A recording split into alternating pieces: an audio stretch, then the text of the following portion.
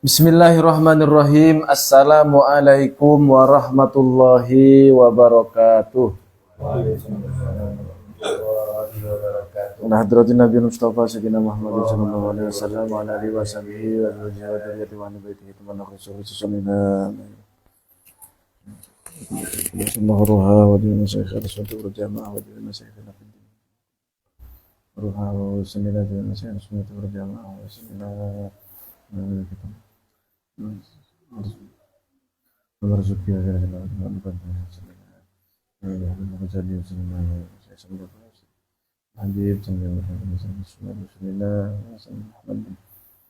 Muhammad menjadikan kafir musyrik wa syaikhum ajma'in sayun lillahi lahumul fatihah. A'udzu billahi minasyaitonir rajim. Bismillahirrahmanirrahim. Alhamdulillahi rabbil alamin arrahmanir rahim maliki yaumiddin iyyaka na'budu wa iyyaka nasta'in ihdinas siratal mustaqim siratal ladzina an'amta 'alaihim ghairil maghdubi 'alaihim waladdallin.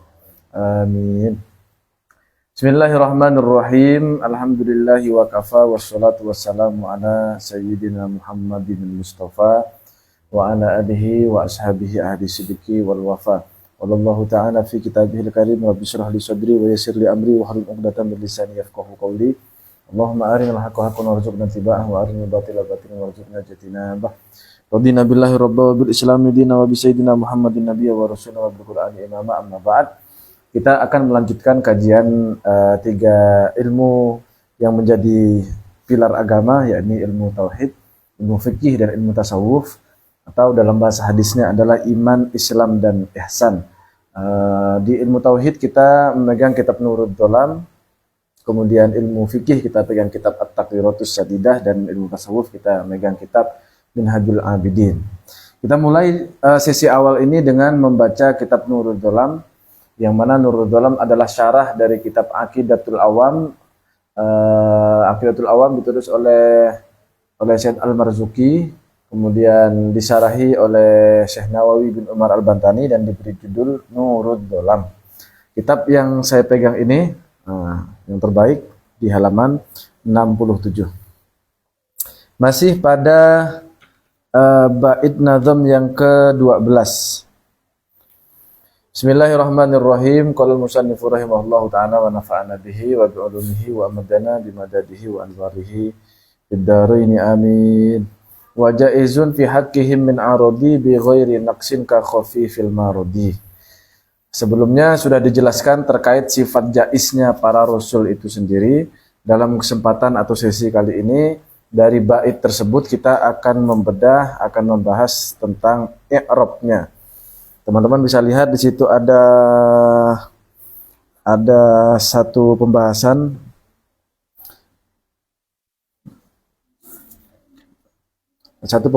di situ yang membahas khusus tentang i'rabnya. Tambihun fi i'rabil bait. Tambahan. Qauluhu wa jaizun. Adapun kalimat wa jaizun dari bait tersebut, yakni wa jaizun fi haqqihim min arodi, dan seterusnya itu, kalimat wa jaizun dari bait tersebut mubtadaun, ialah mubtada. Jadi statusnya, kedudukannya di situ menjadi mubtada. Wa qauluhu fi haqqihim, sedangkan ucapan musannif atau penulis kitab, pengarang kitab ini, yakni kalimat fi haqqihim, wa jaizun fi haqqihim. Nah, kata fi haqqihim itu muta'alliqun bi mahdhufin, berhubungan dengan makna yang dibuang, yakni sifatun mukhassisatun lahu, berupa sifat yang khusus bagi lafadz wa jaizun. Kaqauli Ibnu Malikin fil Khulasati, sebagaimana halnya pernyataan Imam Ibnu Malik di dalam kitab Al-Khulasah, atau kita mengenalnya dengan kitab Alfiyah, yang mana dalam kitab Nurul Dolam ini dikutip sebagian bait dari bait nadum tersebut, bait nadum yang ke-126. Wa rajulun minal kirami indana. Yang mana supaya konteksnya lebih jelas, teman-teman bisa buka di bab mubtada dalam kitab Alfiyah tersebut. Mulai dari, mungkin supaya tidak kehilangan konteks, bisa dilihat dari bait nadum yang ke 125, 26 sampai 127. Bunyi baitnya adalah wala yajuzul ibtida bin nakirah ma lam tufid ka inda zaidin namirah wa hal fatan fikum fima khillun lana wa rajulun minal kirami indana wa raghbatun fil khairi khairun wa amal birrin yazinu wal yuqas ma lam yuqal. Nah, itu nazam yang bisa teman-teman lihat supaya tidak kehilangan konteks pembahasan kita pada kali ini. Di situ disebutkan bahwa wala yajuzul ibtida' bin nakirah, pada dasarnya tidak boleh membuat mubtada dari isim nakirah. Ini istilah-istilahnya agak teknis dalam ilmu nahwu. Kalau teman-teman tidak pernah mendalami atau membaca ilmu nahwu, mungkin bisa di-skip nanti kalau lihat video ini di YouTube. Ini bisa di-skip aja. Pada dasarnya kita kalau mau buat mubtada itu tidak boleh menggunakan isim nakirah selagi malam tufid, selagi tidak ada faidahnya dalam penggunaan isim nakirah tersebut. Sebaliknya saya lihat di syarah Ibnu Aqil, kalau ada faidah di situ, maka tidak masalah membuat mubtada dari isim nakirah. Contohnya adalah ka inda zaidin namirah, itu contoh pertama tuh. Lalu di situ disebutkan nanti di kitab Ibnu Aqil itu yang mana Imam Ibnu Malik sendiri memberikan 6 contoh, dalam bait tersebut penggunaan mubtada menggunakan isim nakirah. Yang pertama adalah boleh kita membuat mubtada dari isim nakirah asal dengan faedah, dengan catatan yang pertama adalah diawali khobar yang berupa dzaraf, baik itu dzaraf ini keterangan tempat ataupun keterangan waktu, dzaraf zaman ataupun dzaraf makan. Contohnya dalam kalimat tersebut adalah inda zaidin namiratun. Nah, contohnya seperti itu. Inda itu menjadi dzarafnya, yakni dalam hal ini dzaraf makan. Di sisi Zaid atau ada di sekitar Zaid itu, di sisi Zaid, ialah di sisi Zaid, namirotun di situ menjadi mubtada'nya. Nah, namiroh ini isim nakiroh yang diperbolehkan menjadi mubtada, alasannya karena diawali khobar yang berupa dzaraf. Inda Zaidin ialah di sisi Zaid, namirotun, adapun macan betina. Itu contoh pertama. Contoh kedua, boleh isim nakiroh dijadikan mubtada kalau diawali dengan istifham. Contohnya adalah hal fatan fikum. Yang mana dalam bait nazmnya adalah wa hal fatan fikum fama khillun lana. Di situ ada kalimat wa hal fatan fikum. Hal fatan fikum maknanya adalah kira-kira begini, ini ungkapan seorang laki-laki bertanya kepada seorang perempuan, yang maknanya kira-kira adalah, kamu udah punya cowok belum? Nah, kira-kira begitu. Kalau kita maknai satu-satu, hal apakah tuh? Diawali dengan istifham. Fatan, adapun seorang pemuda. Nah, fatan di situ adalah kalimat, adalah isim nakiroh yang dijadikan mubtada. Boleh, kenapa? Karena diawali dengan istifham, diawali dengan pertanyaan. Fikum ialah di sisimu, atau ialah apakah kamu punya cowok gitu, punya pacar, punya pasangan, punya kekasih, kira-kira begitu. Yang mana fikum di situ menjadi khobarnya. Kemudian yang ketiga, boleh isim nakiro itu dijadikan mubtada dengan catatan yang nomor 3 adalah diawali dengan nafi atau negasi. Contohnya adalah potongan bait berikutnya, fama khillun lana wa hal fatan fikum fama. Nah ini, fama khillun lana. Fama khillun lana itu diawali dengan ma nafi atau ma yang bermakna negasi. Fama tidak ada, khillun. Nah, khillun ini menjadi mubtada yang mana khillun adalah isim nakirah. Adapun kekasih, lana ialah bagi kami. Ini jawaban si cewek ini. Kata si cewek, fama khillun lana, kami tidak punya cowok, atau saya tidak punya cowok. Tadi yang cowok kan nanya, hal fatan fikum, kamu udah punya cowok belum? Lalu yang cewek ini menjawab, fama khillun lana, kami atau saya tidak ada cowok sih. Lalu baru potongan bait berikutnya adalah yang ada di kitab Nurul Dholam ini. Warojulun minal kirami indana. Akan tetapi ada seorang laki-laki, yang mana laki-laki itu adalah seorang laki-laki dari beberapa laki yang mulia di sisi kami. Seolah-olah kalau dialognya supaya lebih familiar di telinga kita, ada cowok ini datang nanya, kamu udah punya cowok belum? Lalu cowok itu bilang, enggak, saya enggak punya cowok kok. Tapi di sekitar saya ini ada loh seorang pemuda, yang mana pemuda-pemuda yang lain itu orang-orang yang mulia semua. Nah, dia nih salah satunya, kira-kira gitu. Jadi ini adalah kalimat sindiran, menolak orang yang bertanya kamu punya cowok atau belum, tapi ditolak secara halus. Seolah-olah bilang, ya cowok di sini banyak yang lebih baik daripada kamu. Nah, kira-kira begitu. Tapi kalau konteks nahwunya di sini, warajulun minal kirami indana, di sini adalah contoh yang keempat. Boleh membuat mubtada dari isim nakiro dengan catatan harus diberi sifat khusus. Nah, ini harus diberi sifat khusus. Dan kalimat warajulun minal kirami indana ini sama seperti penggunaan isim nakiroh yang dijadikan mubtada pada kalimat nazam wa jaizun fi haqqihim min arodi. Jaizunnya di situ mubtadanya. Kemudian mubtada di situ isim nakiroh yang mana butuh sifat khusus berikutnya supaya isim nakiroh berupa jaizun tadi menjadi mubtada. Yakni kalimat fi haqqihim itu adalah sifat khususnya. Kemudian yang nomor 5 dalam alfiyahnya itu adalah waragbatun fil khairi khairun. Yang nomor 5 boleh menjadikan isim nakiroh itu sebagai mubtada, tapi setelah mubtada nakirohnya itu harus ada amilnya. Contohnya waragbatun fil khairi khairun. Setelah waragbatun adapun, kalau kita satu-satu ya, waragbatun adapun di situ jadi mubtada, senang fil khairi dalam berbuat amal yang baik, khairun ialah satu kebaikan.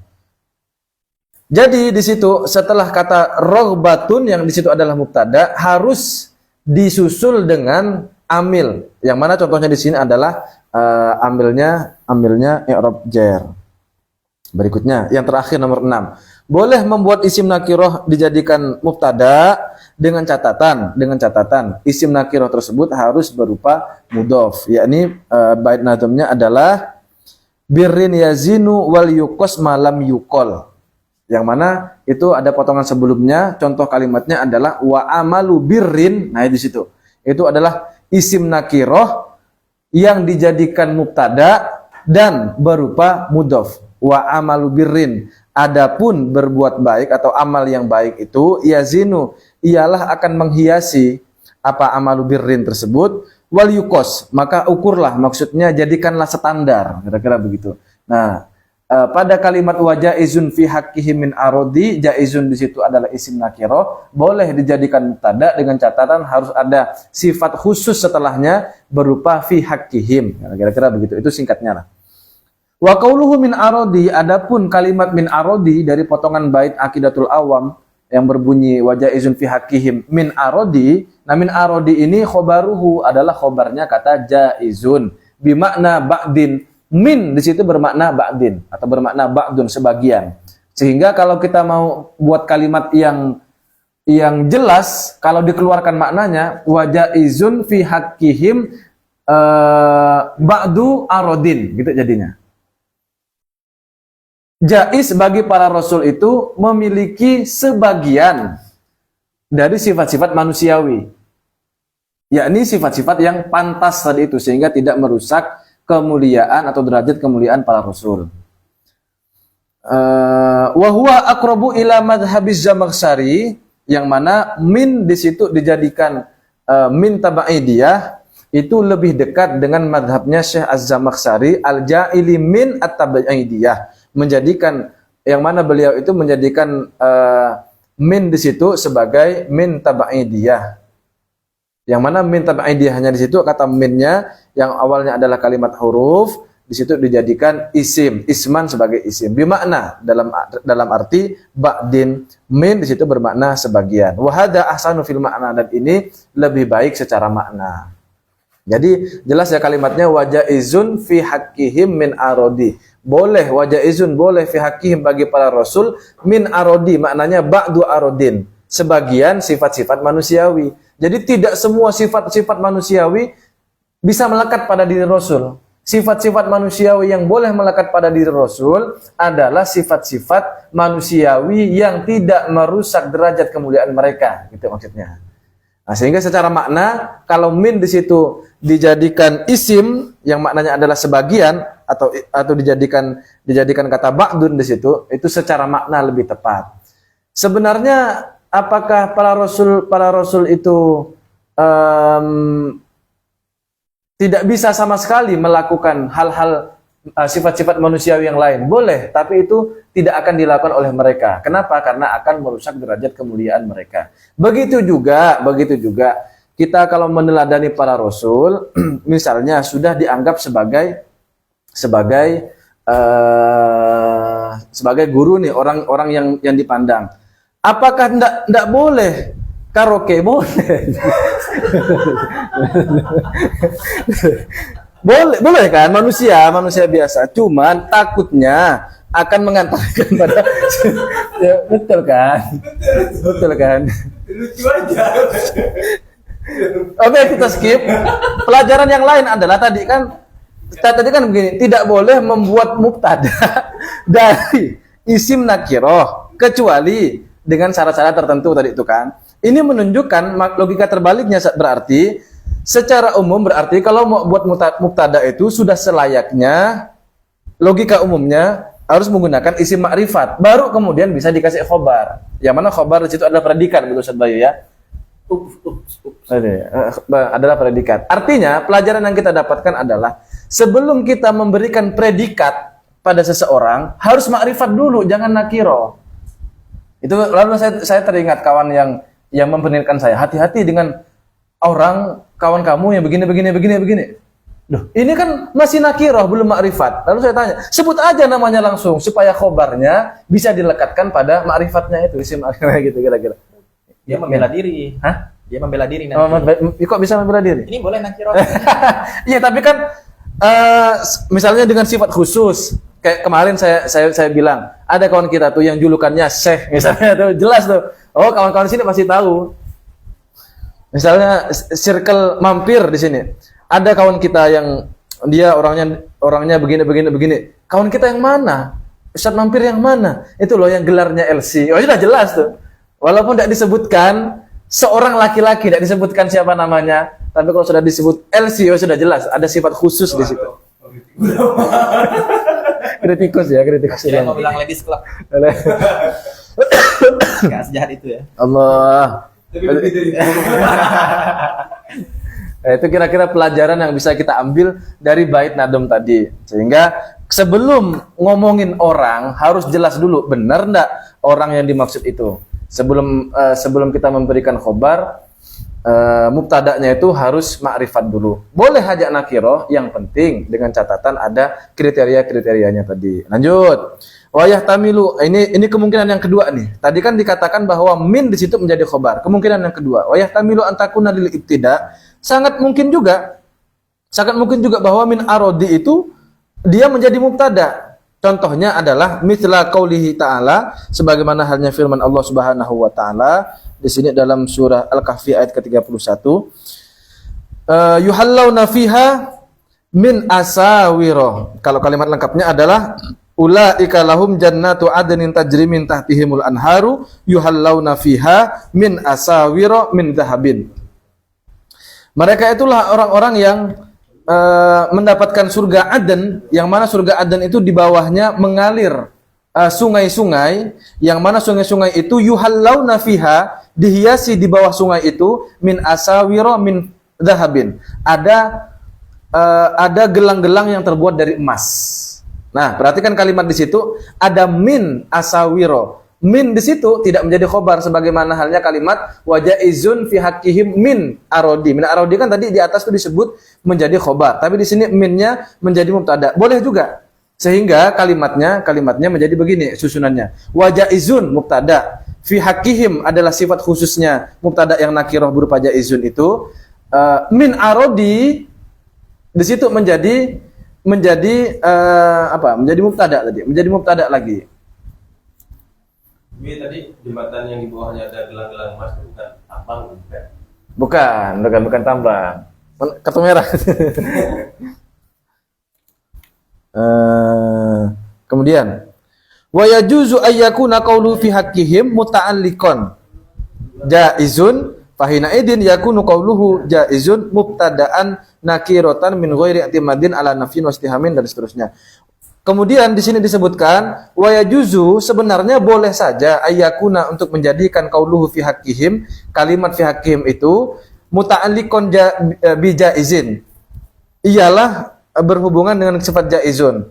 Akan tetapi fahina idin pada saat itu yakunu qauluhu jaizun, kata jaizun di awal itu mubtada'an nakiratan, menjadi mubtada yang nakirah min ghairi i'timadin, dengan tanpa menyandarkan ala nafyin, tidak ada lagi syarat di situ harus nafi wastifhamin kemudian istifham wa min ghairi takhsisin biwasfin, tidak perlu lagi ada sifat yang dikhususkan.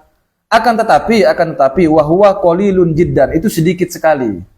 Khilafan lil Akhfasi, sebagaimana halnya berbeda halnya dengan pendapatnya Imam Al-Akhfasi wal Kufiyina, dan juga para ulama Kufiyin. Fa innahum, yang mana mereka itu hakamu bi jawazi dzalika min ghairi qabahin, yang mana mereka menghukumi boleh mubtada itu nakirah tanpa syarat-syarat yang disebutkan dalam kitab Alfiyah tadi itu, tanpa disebut sebagai struktur kalimat yang jelek. Dengan demikian berarti ulama Basrah menjadikan mubtada itu harus berupa ma'rifat. Boleh nakirah tapi dengan syarat. Kalau ulama Kufiyin dan juga Imam Al-Akhfasi itu berpendapat tidak masalah mubtada berupa isim nakirah tanpa syarat-syarat tersebut. Nah, itu kira-kira. Wa amal Bisriyun, sedangkan para ulama yang dari Basrah famana'uhu, mereka mengatakan tidak boleh seperti itu. Jadi itu adalah struktur kalimat yang buruk. Titik sampai di situ, itu pembahasan kita terkait i'rab dari nadham wa jaizun fi hakimin arodi. Berikutnya kita bahas sedikit aja ya, karena berkaitan dengan tauhidnya ini. Bismillahirrahmanirrahim. Ismatuhum kasairil malaikah wajibatun wa fadlul malaikah. Ismatuhum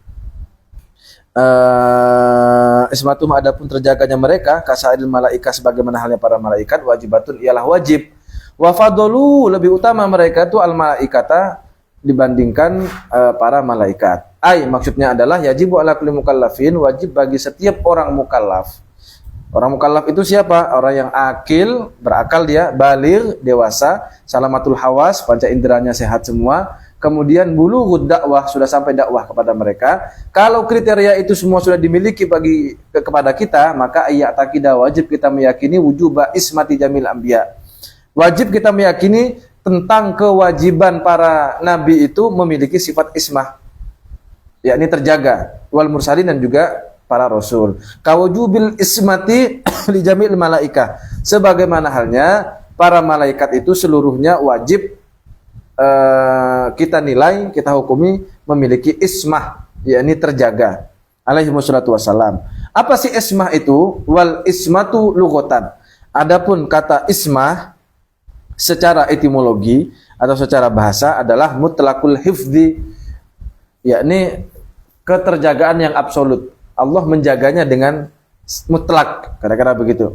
Wastilahan, sedangkan kata isma secara istilah ilmu tauhid adalah hifdzullahi lahum minadz-dzambi ma'astihalati wuqu'ihi, yakni menjaganya Allah kepada mereka, para nabi dan para rasul, minadz-dzambi dari dosa-dosa, dan pada saat yang sama mustahil dosa-dosa tersebut menimpa atau terjadi kepada diri para nabi dan para rasul. Qauluhu wafadulul malaikah. Adapun kalimat wafadulul malaikah dalam bait Nadham Aqidatul Awam, maknanya adalah innal anbiya, sesungguhnya para nabi, wal mursalin, dan juga para rasul, afdalu minal malaikah, itu lebih utama dibandingkan para malaikat. Nah, ini yang menjadi tema kita. Tema kita adalah menimbang derajat makhluk Tuhan.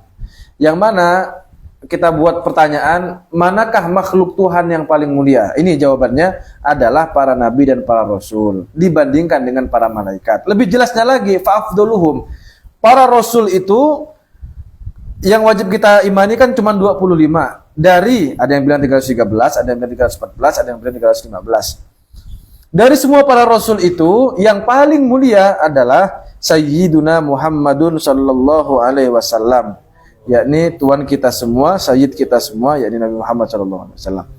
Fayalihi, kemudian setelah Nabi Muhammad mengikuti setelahnya adalah Sayyiduna Ibrahim, Nabi Ibrahim. Fa Sayyiduna Musa, lalu Sayyidina Musa, lalu fa Sayyiduna Isa, fa Sayyiduna Nuh. Nah, itu urutannya. Jadi urutan makhluk Tuhan yang paling mulia, yang pertama adalah Nabi Muhammad SAW, lalu Nabi Ibrahim, lalu Nabi Musa, lalu Nabi Isa, lalu Nabi Nuh alaihi wassalatu wassalam. Itu urutan-urutannya. Wa haula'i hum ulul azmi. Yang mana mereka semua, yang 5 orang tersebut digelari sebagai ulul azmi, orang yang memiliki keteguhan hati. Maksudnya ulul azmi atau keteguhan hati itu gimana? Ai as-sabri wa tahammulil masyaq.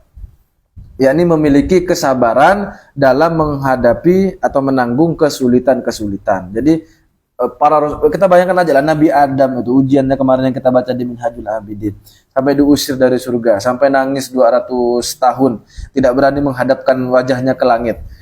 Itu aja kalau kita menempuh jalan itu kan udah sulit sekali.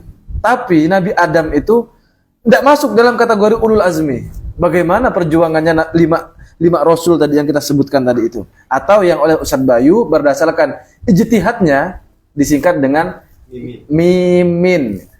M pertama adalah Nabi Muhammad, yang kedua adalah Nabi Ibrahim, kemudian M yang kedua, yang berarti yang nomor 3 ini adalah Nabi Musa, lalu I adalah Nabi Isa, yang terakhir N adalah Nabi Nuh. Disingkat dengan Mimin. Cerdas ya, Biasa. Masya Allah, Masya Allah. Allah. Udah pantas lagi ya. Sudah. Masih bahas Nabi Adam. Iya, lanjut. Jadi Nabi Adam itu terbesit kemarin di pikiran. Jadi ingin bertanya. Nabi Adam ketika diusir dan lain-lain itu pernah enggak sih pas di surga Nabi Adam itu dimarahin sama istrinya? Ibaratnya sekelas level Nabi Adam, pernah nggak dijadikan sosok yang disalah-salahin juga? Salah kamu. Belum nemu literatur sih. Karena kan nggak mungkin pernah terbaca ya kan? Iya, secara yang sering disalahkan kan Siti Hawanya. Iya. Kaum Hawa yang katanya bla bla bla. Termasuk di Minhajul Abidin kemarin. Iya kan? Yang kita kenal kan wanita ini nggak pernah salah gitu. Apakah berlaku juga kepada Siti Hawa sehingga bukan aku yang salah, kamu. Nah, kalau bahasanya di Sirajul Thalibin ini yang waktu itu kita baca kan, walaupun cerita Israiliyat, lagi-lagi cerita-cerita yang termasuk Bal'am bin Ba'ura kemarin cerita di Minhajul Abidin atau Sirajul Thalibinnya itu cerita-ceritanya Israiliyat. Kalau yang Nabi Adam itu kan begini. Ditanya kepada Nabi Adam, kenapa kok makan? Ya karena saya ditawarin sama istri. Tanyakan ke Siti Hawa, kenapa kok makan? Karena saya ditawarin sama ular. Tanya ke ular, kenapa kok mau makan? Karena digoda sama iblis. Nah, maka kemudian dari situ Nabi Adam itu sebenarnya yang makan bukan karena kemauannya, tapi karena istrinya. Udah jelek dah. Anggapan masyarakat tentang perempuan itu jadinya jelek. Satu. Kemudian yang kedua, yang kemarin ceritanya Bal'am bin Ba'ura itu sudah ditawarkan berkali-kali oleh orang-orang kampungnya untuk mendoakan Nabi Musa dan Bani Israel agar dihancurkan oleh Allah. Awalnya kan tidak mau. Ditawarin segala macam tidak mau. Ditawari jabatan, ditawari harta, ditawari perempuan tidak mau. Pada akhirnya siapa yang tergoda? Istrinya katanya. Dan akhirnya istrinya Bal'am ini yang kemudian menggoda, merayu kepada kepada Bal'am bin Ba'ura sehingga Bal'am bin Ba'ura akhirnya mau mendoakan itu. Dan lagi citra perempuan itu jelek di sana. Sayangnya cerita-cerita itu adalah cerita Israiliyat. Ya, berarti secara Israiliyat enggak kena ya. Secara Israiliyat, kisah Israiliyat itu dikala itu Siti Hawa enggak nyalahin Nabi Adam.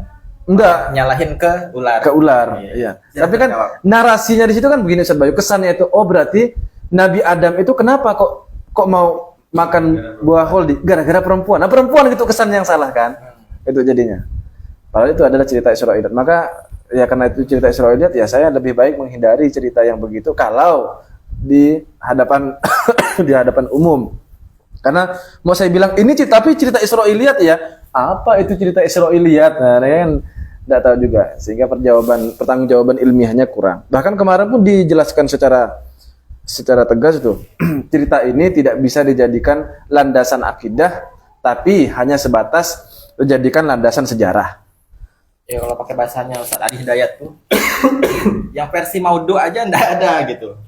Apalagi yang Sahih. Iya. Belum nemu. Iya. Tapi saya masih agak ragu kalimat itu sebenarnya Ustaz Bayu. Oh iya. Agak ragu. Soalnya saya pernah tahu kemudian dikritik beliau itu dengan segala hormat ya tentu saja. Ternyata ada. Kalau dalam kasus Kalau tema kasus itu. barusan ini enggak tahu saya. Ya tidak tahu. Oke. Nah, mungkin itu karena kayaknya agak lumayan yang nonton ini, saya kasih tambahan sedikit saja. Sebenarnya sudah saya sampaikan kemarin. Dari cerita, dan saya juga perlu konfirmasi, soalnya kemarin terbesit oleh saya begini. belum ya. Gini. Bayangkan. Kita hidup di masa Nabi nih.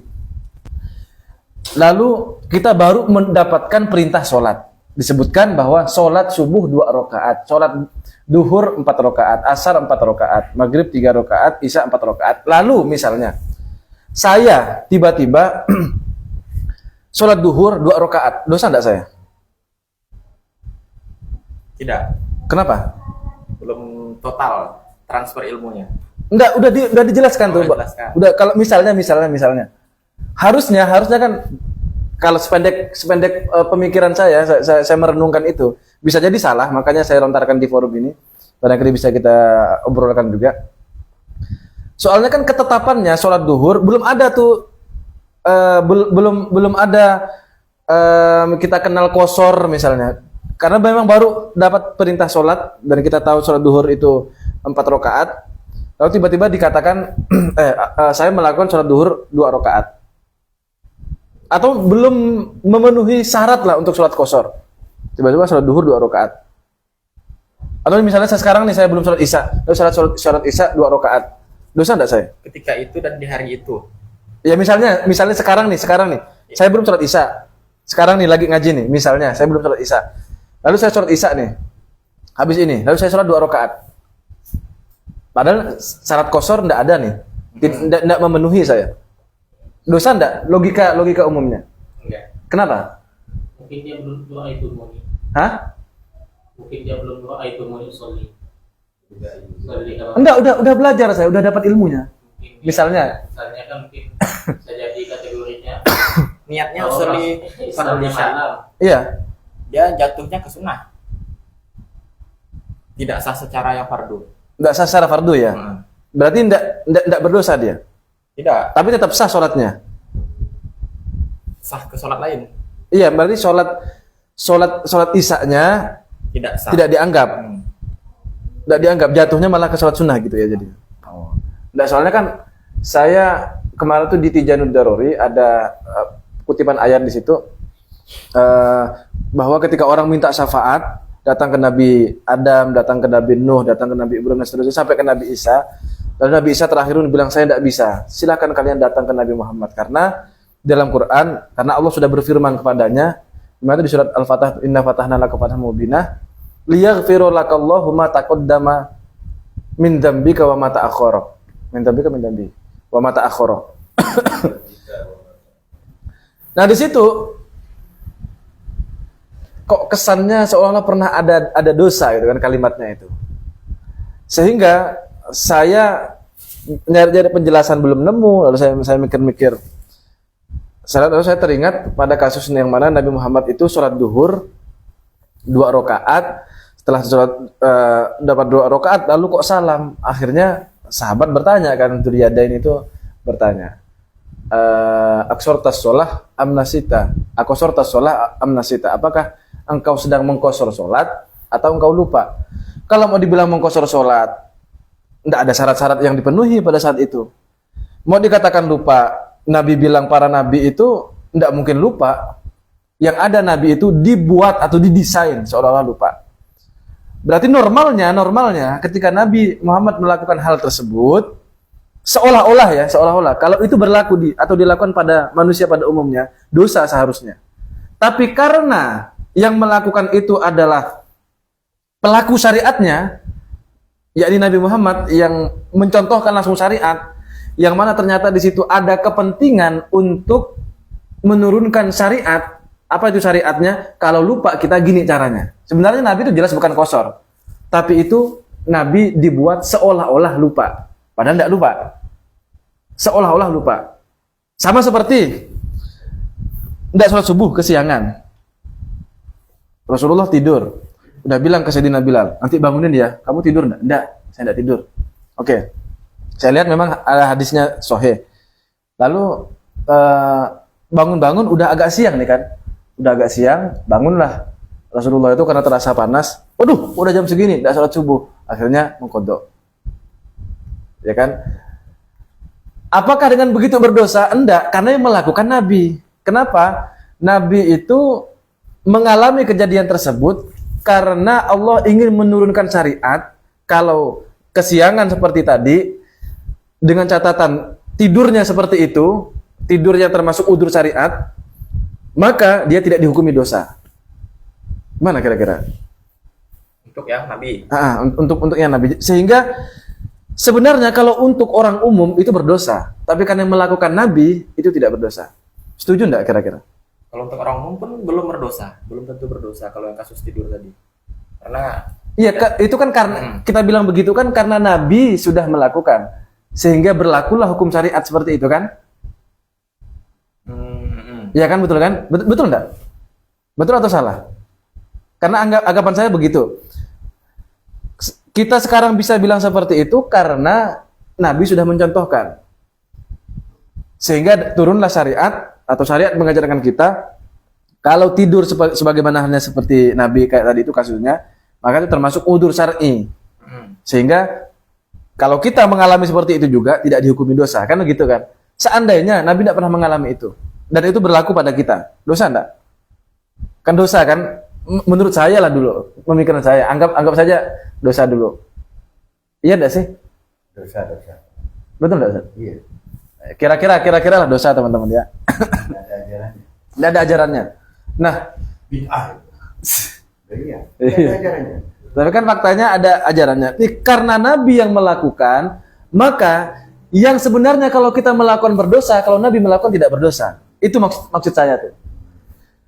Itu untuk Nabi. Makanya disebutkan tadi inna fatahna laka fathan mubina liyaghfira lakallahu ma taqaddama min dzambika wa ma ta'akhkhara.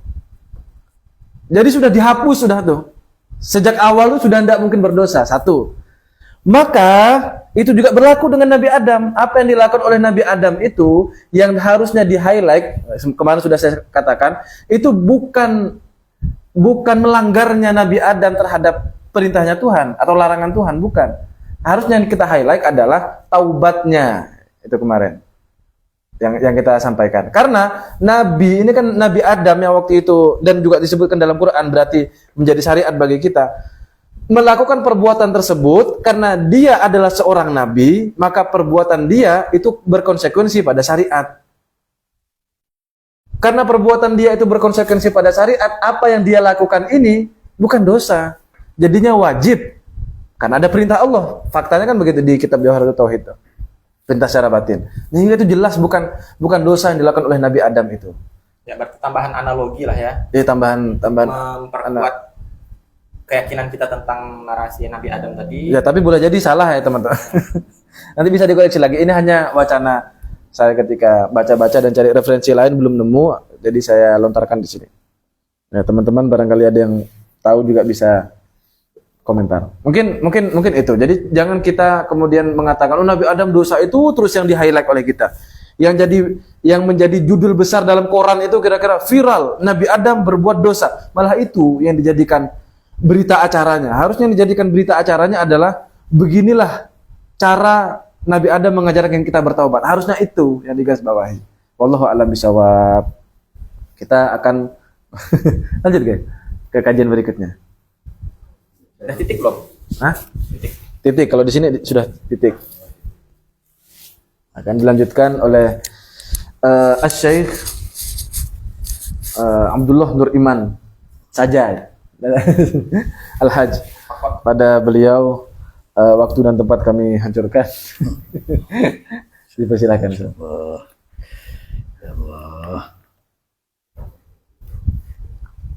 Kita lanjutkan kajian fikih dalam kitab At-Taqriratus Sadidah fil Masail al-Mufidah.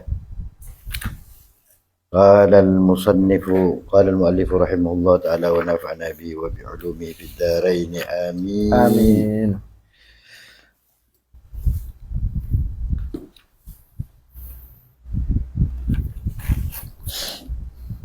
Masih dalam bab siwak, pembahasan seputar siwak.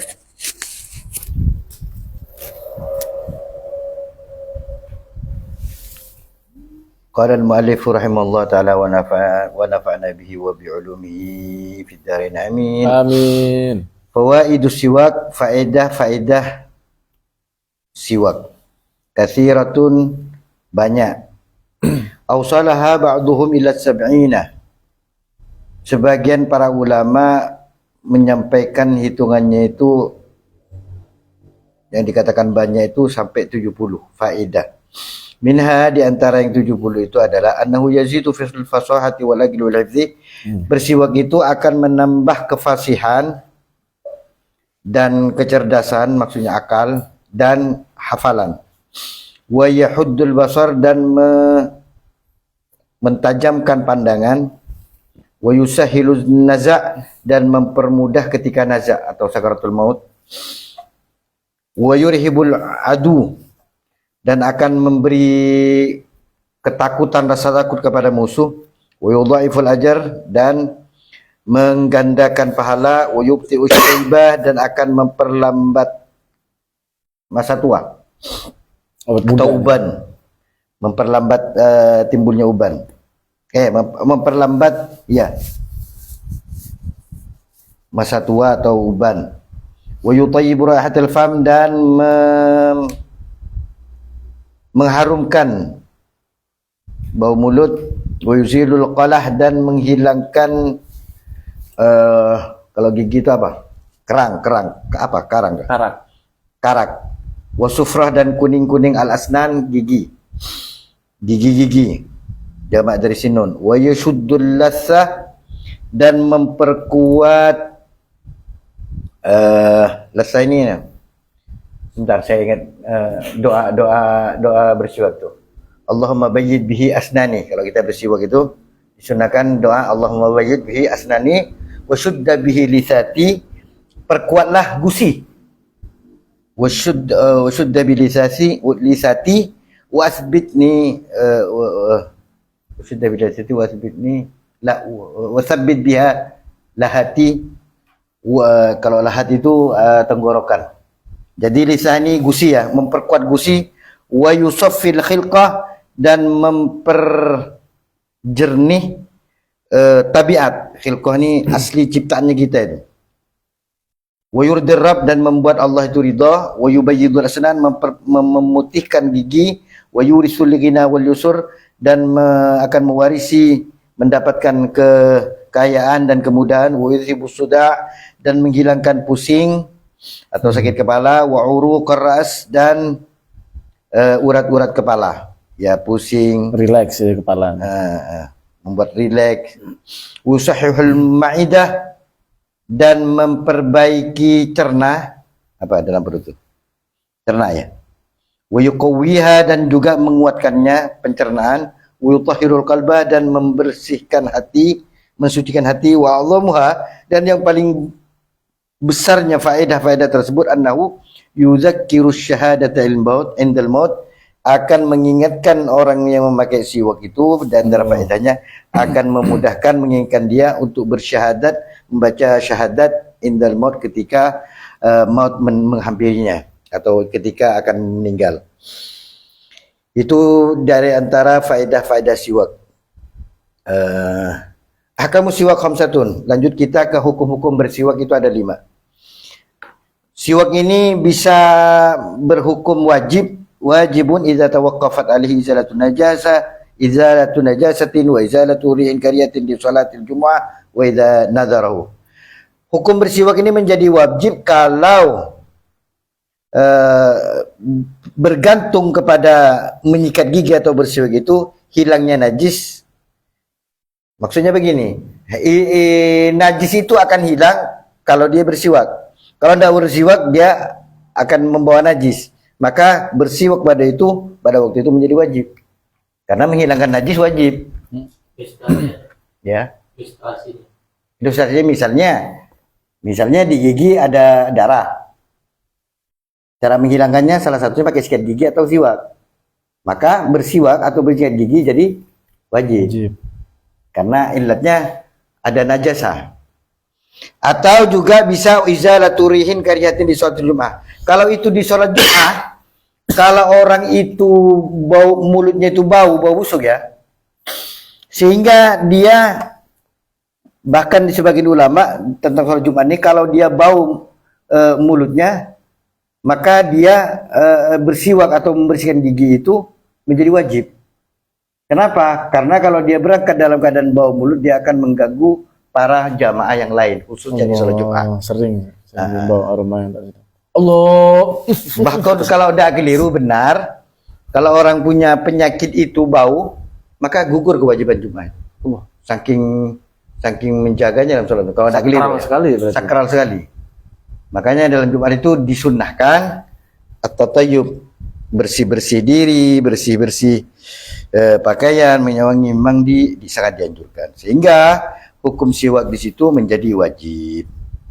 Jadi kalau kira-kira di antara kita ini ada yang punya penyakit mulutnya itu bau, sedangkan dia mau berangkat Jumat, maka bersiwak atau menyikat gigi itu bukan lagi sunnah, tapi wajib. Atau yang ketiga, wa idza nadharu, kalau dia bernazar. Maka salah satu trik untuk memperbanyak amal kebaikan itu, kata ulama, pandai-pandai kita, khususnya bagi talibul ilm, orang-orang yang santri ini, pandai-pandai kita memperbanyak niat. Karena innamal a'malu bin niat. Di antaranya yang saya tahu tuh, kalau kita masuk masjid nih, bukan hanya di sholat Jumat, masuk masjid, kita kan iktikaf itu sunnah. Bagaimana supaya pahala kita berlipat ganda? Jangan niatkan sunnah, dinazarkan. Caranya bernazar gimana? Ketika Anda masuk masjid, Anda ucapkan dalam hati, nazartul i'tikaf fi hadzal masjid muddata iqamati fi. Atau saya bernazar di masjid ini selama saya ada di sini. Dan nazar itu harus telafuz, harus diucapkan. Tidak bisa dalam hati. Nazartul i'tikaf gitu kan misalnya kan. Habis itu baru Anda berniat, nawaitul i'tikaf al-manzur. Saya niat i'tikaf yang saya nazarkan. Sehingga ganjarannya itu atau ajar atau pahalanya itu bukan pahala sunnah. Bukan pahala sunnah tapi pahala wajib. Dan itu alhamdulillah tahaddusan bin amal saya praktekkan. Cerdas. Bukan buat mana, Mas? Kalau bisa buat ijazah saya ke ijazah. Tapi ijazah palsu. Jadi itu salah satu, dan banyak-banyaklah triknya. Bahkan siapa itu Ustaz mengarang khusus dalam bab niat itu, yang dari Tarim itu, Syekh siapa? Syekh Sa'ad. Jadi beliau tuh membahas tentang niat. Jadi mau berangkat ke masjid itu niatnya belasan kondak gitu. Karena bagaimana itu, semakin orang ini cerdas dalam beribadah, dia semakin banyak pahalanya. Nggak marah malaikat. Capek nulis, oi. Gitu. Innamal Sekarang a'malu AI-nya malaikat kayaknya udah lebih canggih lah. AI kita canggih kok. Iya. Nah, salah satunya siwak ini. Jadi kalau Anda bernazar, maka otomatis kan wajib. Nah, kebalikannya pengertian dari ulama tadi, andaikan siwak itu berhukum sunnah, maka kita nazarkan, saya mau nazar bersiwak. Habis itu baru kita bersiwak. Maka ganjarannya itu pahala wajib. Yang dua, mandubun, bisa jadi hukum bersiwak ini sunnah, wa huwal aslu fi, dan ini hukum asalnya. Jadi hukum asal siwak itu apa? Mandub, sunnah. Wa yatakadu fi mawadhi'a, dan menjadi kuat kesunnahnya itu sunnah muakkadah di dalam beberapa tempat asyara ilaiha ba'dhum biqaulihi, memberi isyarat kepada tempat-tempat tersebut sebagian para ulama dengan perkataannya yusannu istiwakun fi kulla waqtin wa qad atat mawadhi'u bitta'kid khassal mubasysyiru wudu shalah ma' Qur'an dukhuluhu li baitin wa naumin wa intibah taghayyuru. Disunnahkan bersiwak itu setiap saat, dan telah datang beberapa tempat bitakid dengan penguatan kesunahnya itu menjadi sunnah muakkadah khassan mubasyiru, mentaksis mengkhususkan pembawa berita gembira, di antaranya ketika wudu. Jadi sunnahnya suka sunnah muakkadah. salat, kemudian mau baca Quran, kemudian masuk ke rumah, kemudian mau tidur, bangun tidur, atau tagayyuru ketika berubahnya bau mulut, baik itu dikarenakan tidur atau puasa atau diam terlalu lama. 3, makruhun. Siwak menjadi makruh. Ini perlu kita jauhi ini. Sebagai pengkaji Minhajul apa Ustaz? Abidin, sebagai orang-orang sufi kita nih. Kita menjauhi yang makruh, apalagi yang haram. Allah. Siwak itu menjadi makruh di shaimi ba'da zawal. Makruh itu perlu kita hindari kalau bagi orang yang berpuasa setelah tergelincirnya matahari, maksudnya sudah masuk zuhur. Maka bagi orang yang berpuasa itu makruh bersiwak. Waqtara Imam Nawawi, tetapi Imam Nawawi memilih adamal karahah, tidak adanya makruh. Nyaman ya. Nah, jadi kita lebih cenderung ke Imam Nawawi ya. Jadi tidak ada makruh-makruhan, tetap kita tidak kena kemakruhan siwak. Tapi yang viral makruh. Yang viral makruh. Awam.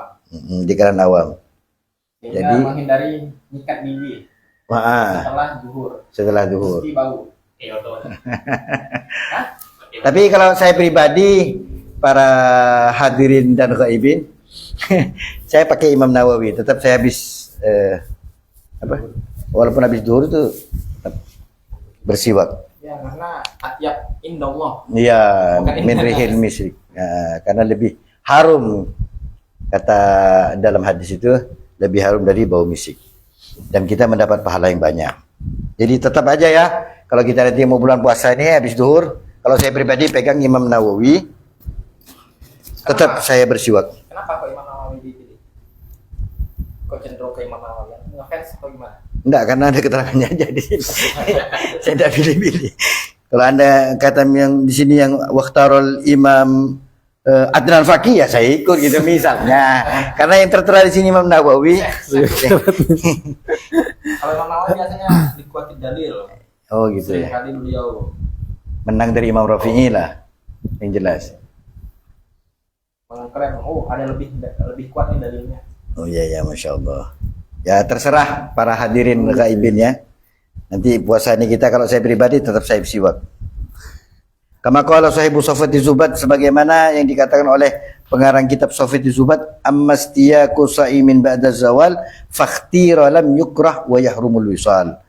Adapun bersiwak bagi orang yang puasa setelah zawal, maka yang dipilih itu, pendapat yang dipilih itu lam yukrah, tidak dimakruhkan, wa yahrumul wisal, dan haram al wisal, puasa wisal kayaknya nih. Jadi baitnya ini ya fakhtir lam yukrah. Jadi shaim itu walaupun setelah zawal boleh istiad. Dan lagi tidak enak lah. Habis duhur tuh orang puasa itu memang bau mulut. Saya tidak nyaman gitu kalau tidak bersiwak. Iya. Jadi saya lebih memilih. Saya kalau masih ada tidur siang, ya sikat gigi saya. Tapi kalau udah tidur di paginya itu sampai ke siang, ya habis itu bangun sebelum duhur kan sikat gigi. Habis ini soalnya makruh gitu. Habis itu enggak ada sikat gigi. Kurus punya khilaf. Ya. Tergantung kondisi Lebih gitu. gigi. 4. Khilaful aula menyalahi yang lebih baik. Khilaful aula ini di bawahnya makruh, di atasnya mubah. Jadi di antara makruh dan mubah khilaful aula. Al-istiyaku bisiwaki ghairihi biridah. Hukum bersiwak itu khilaful aula kalau dia bersiwak dengan siwak selainnya. Maksudnya punya orang lain dia pakai. Tapi orang yang kita pakai siwaknya itu ridho. Kalau tidak ridho ya haram. Oh, ini bisa jadikan dalil nih untuk anak pondok ini. Ukuran ridho dan ridho itu zon ya. Kalau misalnya Ustaz Adnan, karena saya kayaknya akrab setiap hari, ya bisalah saya pakai uangnya gitu. Uangnya apa? Saya pegang karet. Siwaknya. Karena itu ridho. Kalau kira-kira tidak ridho ya tidak boleh, haram itu. Itu khilaful aula. Allah. Illa Sudah. boleh. Boleh Allah. itu memakai punya siwak orang lain walaupun tidak jelas ridho hendaknya, tapi alasannya illa litabarruki famandubun, kecuali itu dalam hal mengambil barokah yang sekarang lagi viral ini, maka itu tetap disunahkan. Kalau hanya mengambil berkah dengan niat mengambil berkah. Buka sendal. Tabaruk sendal. Aduh, udah gitu pengennya tabaruk sendal Eiger. Yang terakhir, 5 hukum tersebut adalah haramun, haram idza kana bisiwaqi ghairihi. Ini udah dijelaskan. Biduni idnihi wa lam ya'lam ridahu, kalau dia bersiwak dengan milik orang lain tanpa izin orang itu dan dia tidak mengetahui keridhaannya, maksudnya tidak meyakini dengan keridhaannya, maka itu hukumnya haram. Dan siwak ini saya kira bisa dikiaskan dengan hal-hal yang lain, termasuk sandal, sikat gigi, sabun, odol dan sebagainya itu. Maka kalau saya di kamar mandi ini saya tidak perlu izin karena saya yakin pasti ridho yang punya itu. Wallahu alam bisawab. Semoga bermanfaat bagi kita semua. Itu fadilah siwak. Maaf tidak beri pertanyaan. Kecuali Iya, silakan. amplopnya. Jadi Fadilah siwak itu apakah hanya terhasil buat kayu arok atau siwak sikat gigi atau benda kasar? Kan ada odol siwak tuh. kalau secara bahasa masuk semua, mau sikat gigi, mau apa, itu dan sebagainya. Tapi kalau secara fadilah nanti ada tertibnya kalau tidak salah itu. Yang paling utama itu memang kayu arok. Yang dibasahi. Terus yang dibasahi dan yang tidak dibasahi nanti ada klasifikasinya lah. Tapi secara bahasa namanya siwak itu dapat aslus sunnah, apa ya, pokok kesunahan itu dapat pakai apa aja, yang penting khoshin, yang penting kasar. Mau pakai jaket sambian boleh, yang penting enggak serius. Mau pakai sikat gigi yang umum tuh boleh, mendapat asli kesunahan, paham ya Ustaz? Iya. Tapi kalau martabat derajat itu tergantung itu, nanti ada tertibnya. Kalau cuma pakai odol siwak tuh, Ustaz. Kan ada odol siwak. Pakai makjunnya aja. Terus gosoknya pakai apa? Odol yang itu kan ada siwaknya. Pepsodent. Nyebut merek. Enggak, karena secara bahasa siwak ini Ustaz ad-dalwu, dia menggosok. Kalau tidak ada gosokan dia tidak dapat asli kesunahan. Iya, berarti kan yang digosok, kita gosok pakai tangan misalnya. Ya, berarti ini siwaknya berarti. Oh, berarti yang terhitung siwak tuh ininya. Ini ya secara bahasa. Berarti odol juga Ininya ada. itu apanya? Maksudnya Itu masuk ke ininya lah, ke tertibnya lah nanti, tertib dari yang afdoliyahnya itu Iya, nanti. bentar. Odol itu kita oleskan ke tangan. Kemudian kita gosokkan ke gigi. iya. Berarti kan yang membuat praktek itu mendapat kesunahan siwak adalah karena tangannya yang menggosok Tangannya, itu kan? iya. Bukan odol bermerek siwak Bukan, itu kan? bukan. Penipu. Marketing. Itu nanti ada tertib fadilahnya, Ustaz. Ada gitu. Kayak ini siwak. Lebih bagusnya lagi kalau dicampur air. Karena itu air itu termasuk arot lain yang akan menambah derajat pahala tersendiri gitu. Apakah air liur, Ustaz? Ya, bahkan ada yang ulama mengatakan sunnah. Habis kan praktek siwak ini ya, angka 8 3 kali.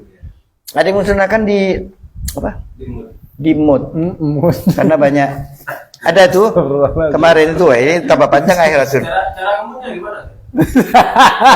Kayak kita Tepel. kayak kita ngemut punya kita. Duh. Ya, kita tuh apanya? Punya enggak kamu? Ya maksudnya Tangan maksudnya habis makan dong. Terus cara pegangnya nanti juga agak ada di sini ya. Ginilah intinya. Ini praktek Punya kita gimana? aslinya ginilah. Angka 8 gini. Dan ketika gosok-gosok kan angka 8 Ya. yang utama kan gitu kan ya. Dan barangkali kamu tuh ada yang gimana gitu. Oh, Ada. jadi lanceng kah? Ada yang 3, ada yang bilang ke hanak 3 kali gores. 3 gores. Banyak ulama betul pendapat. Tapi yang masyhur 8 gitu. Habis itu dimut. Atau ada yang dimut terserah. Itu ada derajat-derajat pahala tersendiri ya. Biar luka. Kalau kering luka nanti. Ada yang pernah ke Mekah ya? Kalau di Mekah Madinah itu Amin. enggak. Ini kayak rokok, Ustaz. Oke, apa? Siwak ini kayak rokok. Gini, mereka tuh gini kayak rokok gitu. Gimana kalau kita ngerokok? tidak di warung, tidak di masjid. Ini pakaiannya. Karena mereka tidak merokok. Nah gitu. Ini kayak apa ya? Cemilan. Iya. Betul. Tapi tidak dimakan kan? Kalau di Mekah dia di Masjidil Haram atau di Masjid Nabawi, rata-rata mereka gini orang-orang Arab. Jadi ini udah kayak lazim gitu. Jangan dibawa, dibuat ya itulah hari-hari. Wallahu alam bisawab. Ada lagi Ustaz. Jadi ya ada.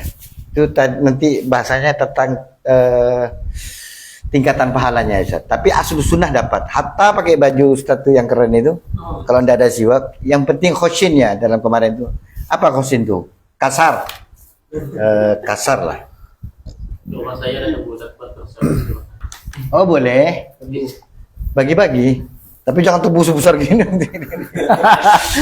Dipotong dulu Ustaz, dipotongin terus bawa ke sini. Siwa pakai itu nanti, pakai tebu. Ini kayu arok ini kayak sebuah pertanyaan. Kayu yang pertama dipakai bersiwak oleh Nabi dan kayu terakhir Rasulullah meninggal. Ikan ini yang diminta. Itu yang baru tadi ibadah. Enggak, ini difahami dulu. Rasulullah itu pertama kali memakai kayu arok dan terakhir kali meninggalkan dunia ini, beliau wafat, kan ini yang dipegang. Yang diminta saya Aisyah, ambilkan saya siwak. Jadi ini sangat besar faedahnya, ikhwani rahimahullah. Wallahu a'lam bishawab. Kita lanjutkan ke kajian tasawuf bersama Ustaz apa ini? Saya. Double ya? Iya, double. Mudha'af. Envelopnya double. Kepada Ustaz Al-Faqih, kepada beliau tempat dan waktu saya naik TV. Tak karpe. Bismillahirrahmanirrahim. Awas diberhentikan nanti ya. Waktu Ustaz. Bismillahirrahmanirrahim. Kita lanjutkan kajian ilmu tasawuf, kitab Minhajul Abidin karya Al-Imam Abu Hamid Muhammad bin Muhammad Al-Ghazali At-Tusi Asy-Syafi'i Asy'ari. Sampailah kita pada pembahasan akobah yang masih akobah yang ketiga, yakni tentang akobah apa namanya? Awaik ya. Akobatul awaik. Yakni godaan-godaan manakala kita sedang menempuh jalan ibadah.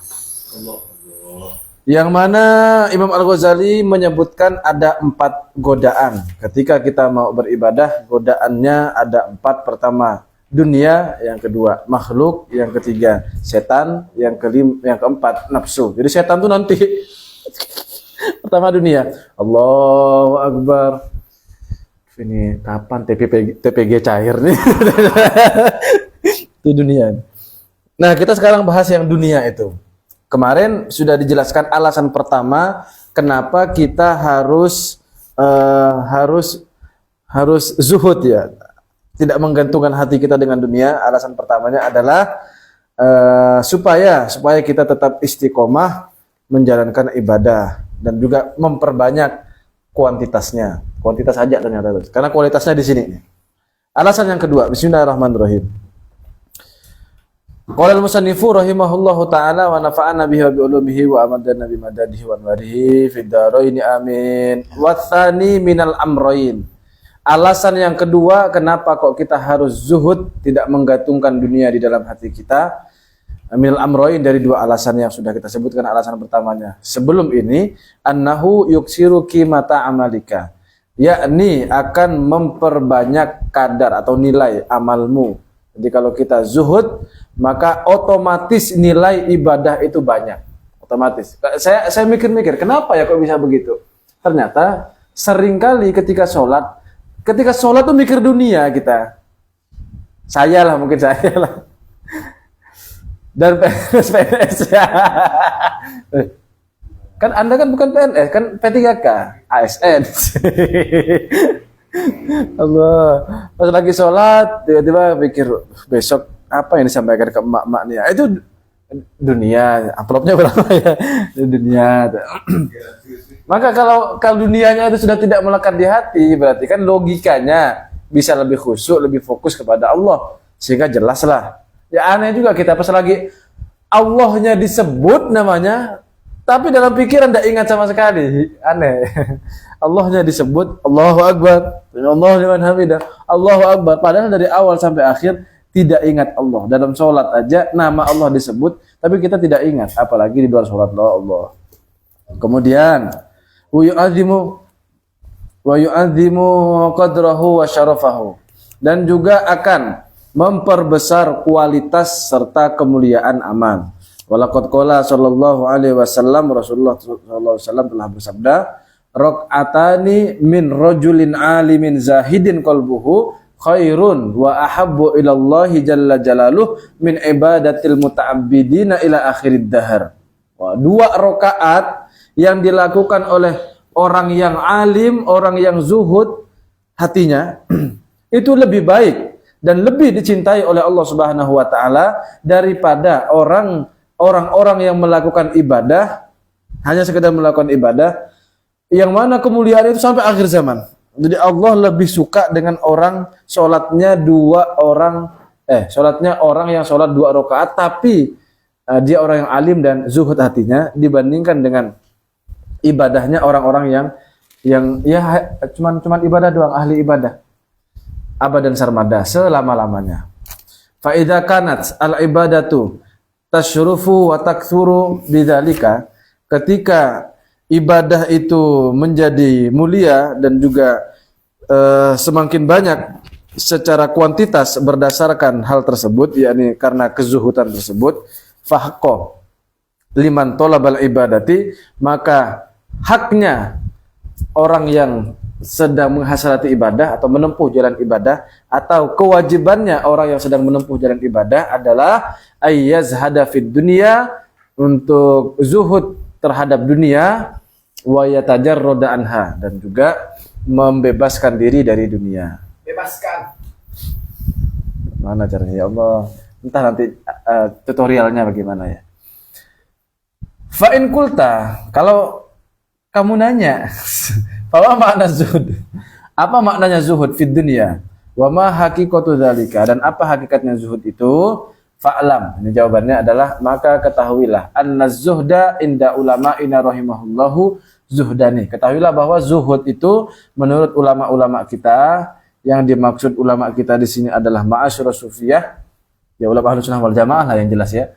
Zuhud itu ada 2 macamnya. Yang pertama adalah zuhdun maqdurun lil abdi. Zuhud yang bisa dikendalikan oleh si hamba.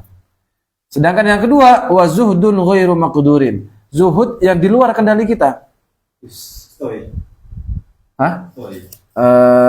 Belum tentu.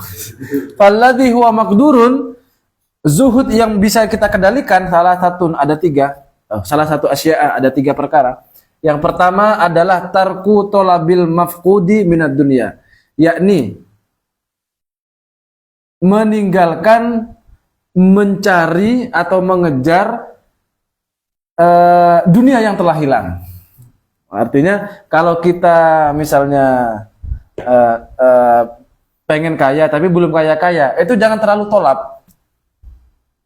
Rela berangkat jam 7 sampai alarmnya sampai 5, gila sholat subuh udah ada alarmnya.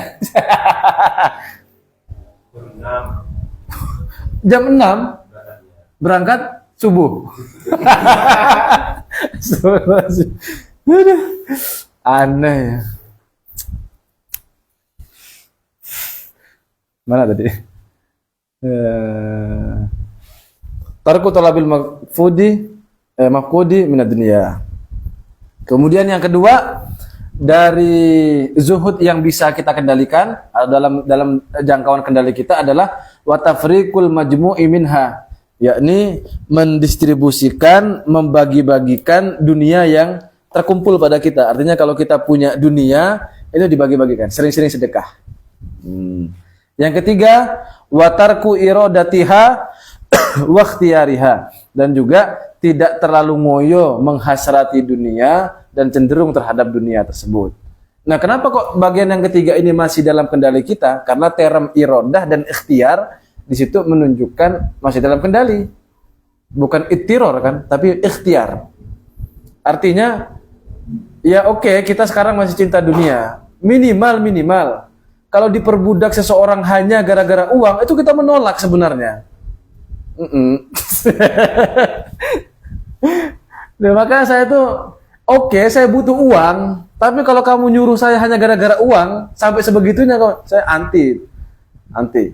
Disuruh antri PSO misalnya ke bank. Ya kasih cuma 600. Aduh, itu jengkel saya.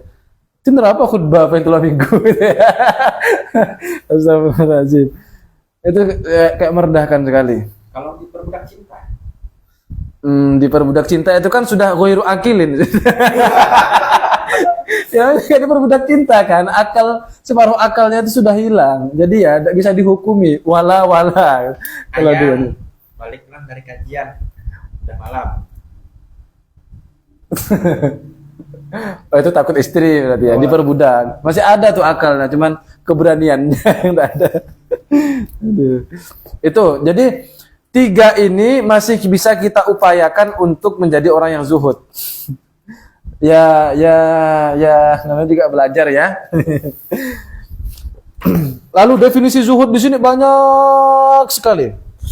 Ada banyak sampai 1, 2, 3 halaman, sampai 3 halaman. Lalu Imam Al-Ghazali memberikan catatan terakhir. Pada intinya, waszuhdu indana, kata Imam Al-Ghazali ini, zuhud itu pada intinya adalah tarku kulli syai' yashghuluka anillahi azza wajal. Meninggalkan segala sesuatu yang dapat menyibukkanmu dari Allah Subhanahu wa taala atau Allah Azza wa Jalla. Jadi itu pada intinya zuhud itu. Jadi bukan masalah punya harta atau tidak, tapi masalah melekatnya di hati atau tidak. Nah, kemarin-kemarin tuh saya ada baca di sini. Jadi gini, di Sirajutul Iman, tapi saya cari belum nemu. Jadi dunia yang seperti apa yang enggak boleh kita ngoyo untuk ngejarnya itu. Dunia yang tidak diperlukan. Pakaian kita ini kan dunia ini. Tapi kan kita perlukan buat sholat misalnya. Nah itu yang wajib, dan itu bukan dunia lagi namanya. Sudah tidak terhitung sebagai dunia. Ini menarik. Walaupun hakikatnya dia dunia ya, tapi secara makna, secara nilai dia tidak ternilai sebagai dunia karena kita gunakan untuk akhirat. Makanan yang kita makan secukupnya untuk kebutuhan energi tubuh kita sehingga bisa ibadah. Makanan itu tidak ternilai sebagai dunia, walaupun hakikatnya dia kan tetap dunia. Perempuan yang soleha, wah ya jelas kan. Perempuan yang soleha itu hakikatnya dunia, Ustaz. tapi secara nilai berada di akhirat. Ad-dunya mata, oke, dunia itu memang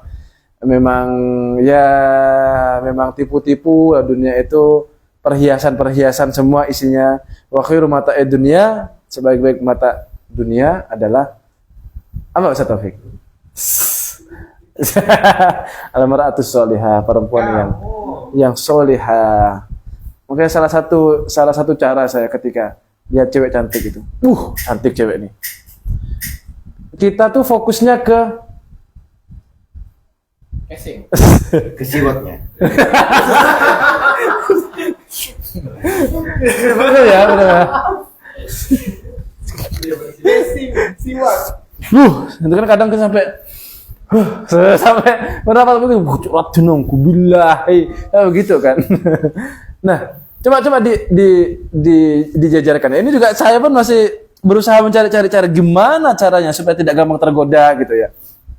Oke, cantik, oke, itu fakta kan, nggak bisa kita tolak tuh. Tapi selain cantik, jangan lupa cantik ini akibat dari dia beli skincare, dia perawatan, kemudian apa lagi? Artinya itu butuh biaya. Itu. Kemudian di luar itu jangan lupa biasanya juga cerewet gitu kan, dan seterusnya. Tapi dari yang banyak itu, misalnya sanggup nggak kita biayain? Sanggup sih, cuman agak gimana gitu. Kalau kita lihat itunya kan berat. Kalau kita juga melihat cerewetnya kan berat. Tapi kenapa kok kita ya fokusnya itu ke cantiknya doang, yang lain tuh hilang. Kalau saya malah fokus kok cantik ya, bukan siwak. Ini pasti setan. Karena memang seperti itu kan. Iya. Jangankan terlihat, terbungkus saja bisa jadi kayak menarik. Berarti kan setan. Iya. Pohon pisangnya bisa. Loh. Nggak salah kalau Bisa terus bang. Bisa apa bukan? Bisa bungkus. Jadi nasihat-nasihat pernikahan tuh juga tadi kayaknya ada. Jadi kalau kita tergoda dengan wanita, atau dengan orang lain, misalnya, sementara kita punya istri, ingat substansinya sama dengan istri dan punya istrimu. Oh, iya. Itu bahasa halusnya gitu, Ustaz. Iya, iya. Terus saya keluarkan bahasa kasarnya. Allah. Itu udah ada pasti. Ya bukan berarti tidak tergoda ya. Kita ini waras gitu. Tergoda, cuman itulah cari-cari cara gimana cara supaya teralihkan. Pasti cerewet. Langsung gitu saya. Aduh. Yang keren itu Lesah langsung gitu. Yang keren itu pernyataannya Sayyidina Umar. Beliau ketika melihat perempuan dan beliau itu bersahwat. Kemudian sahabat itu nanya, apakah dengan begitu engkau ingin menghilangkan syahwat? Enggak, tetap pengen punya syahwat. Karena dengan itu saya dapat pahala. Dan nyaman nih. Enggak, maksudnya kan beliau Kok semangat langsung Ustaz ya beliau ngomongin saya punya syahwat. beliau punya karena keren. Oh ya keren ya. Punya syahwat dan apa namanya beliau itu bisa menahannya. Iya iya Jadi, justru poin intinya tuh di situ. Bukan menghilangkan syahwat. Tapi nggak ngasih solusi Apa ya? untuk mengendalikannya. puasa dan olahraga. Versi Sayyidina Umar Oh. mungkin belum selesai. Ada. Apa ya? Nikah. Zawaid dari antum. Nah ini kan buku Menambah perkataan enggak, ulama. itu kan buku nasihat pernikahan tadi. Memang nasihat pernikahan konteksnya, jadi memang dikutip untuk itu. Jadi Oke, lalu saya buat permainan logika begini. Kalau saya misalnya kerja di dua tempat, yang satu gajinya 1 juta, yang satunya lagi gajinya 1 juta. Harusnya total gaji saya adalah 2 juta. Lalu kalau saya laporan kepada istri saya, gaji saya cuma 1.500.000, kemana 500-nya nih? Ya ada kemungkinan sih, ada kemungkinan hilang, ada kemungkinan, walaupun kemungkinan kecil. 500-nya kemana? Kemungkinan besarnya di korupsi, itu kan? Ini kan hitungan pasti nih. Gaji 1 juta, gaji 1 juta. Kok jadinya 1.500.000? Harusnya kan 2 juta. Hitungan pastinya kan begitu. Kok jadi 1.500.000? Oh, kemungkinan terbesarnya adalah di korupsi. Oke, itu hanya analogi saja, hanya analogi saja. 1 cantik, oke. Tambah cerewet, tambah keluar biaya banyak, sama dengan kok tetap seneng, gitu loh. Berarti kan ada yang dikorupsi dari situ. Bagian apa? Yang cerewet tadi ditutupi oleh nafsu, bagian yang apa tadi yang lain-lain yang memberatkan kita itu ditutupi oleh nafsu, dikorupsi. Sehingga yang nampak cuman cantiknya doang. Tapi bukan berarti tidak tergoda ya, teman-teman. Saya sampai bilang ke siswa-siswa itu, jangan begitu. Kamu pikir saya tidak akan tergoda? Saya bilang, manusia biasa. Jangan biasakan begitu. Saya tegur. Mana tadi? Fakultas. Kayak santri yang itulah yang Biasa aja, jadi dunia. Kita dunia. istirahat tidur, terlentang begini. Saya astagfirullahaladzim. Baru assalamualaikum langsung astagfirullahaladzim. Bangunkan. Bangun langsung saya. Jangan tidur kayak begitu ya, saya bilang. Itu nampak semua nanti. Bilang semua Ustaz begini saya bilang. Dia tujuan saya memang supaya dia malu maksudnya. Untung saya udah nikah kata saya. Langsung saya ngomongin istri, lagi di mana? Maksudnya supaya habis itu dituntaskan. Wa amma zuhdu alladhi huwa ghairu maqdurin lil abadi. Adapun zuhud yang di luar kemampuan, di luar kendalinya si hamba adalah fahuwa burudatu syai' ala qalbiz zahid.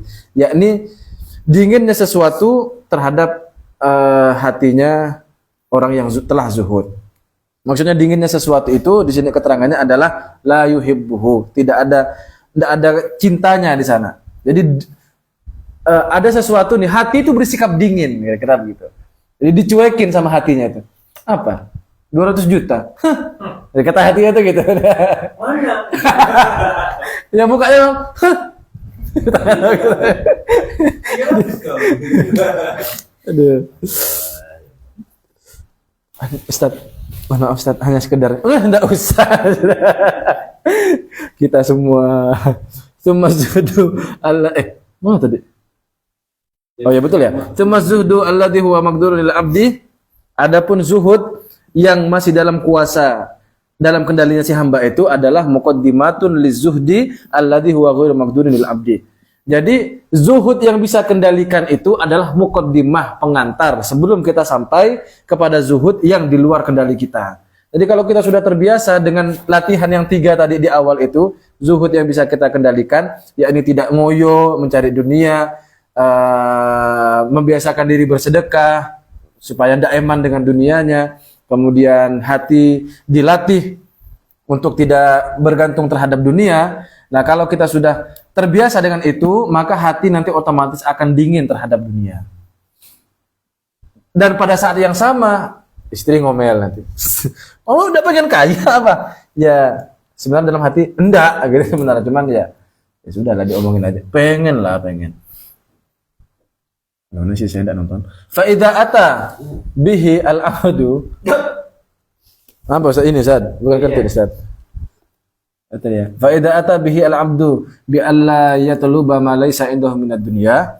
Ketika telah datang kepada si hamba dengan tidak mencari sesuatu yang bukan miliknya di dunia. Maksudnya ketika dunia itu gimana sih?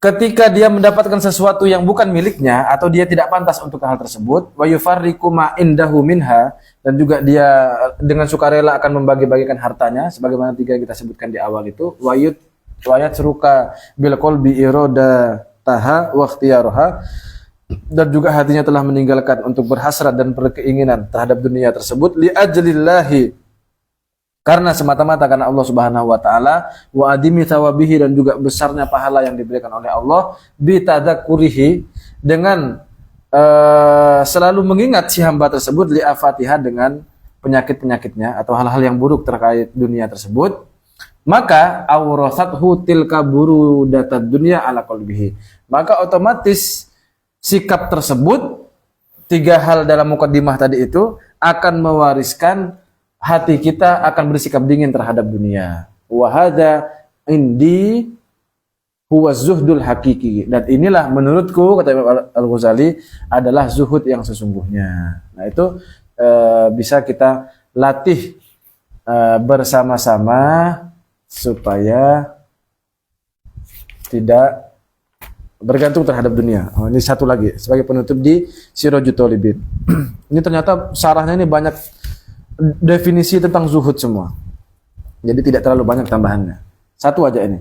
Kapankah kita bisa disebut sebagai orang yang zuhud? Ini pun versi salah seorang ulama bernama Yahya bin Ma'ad.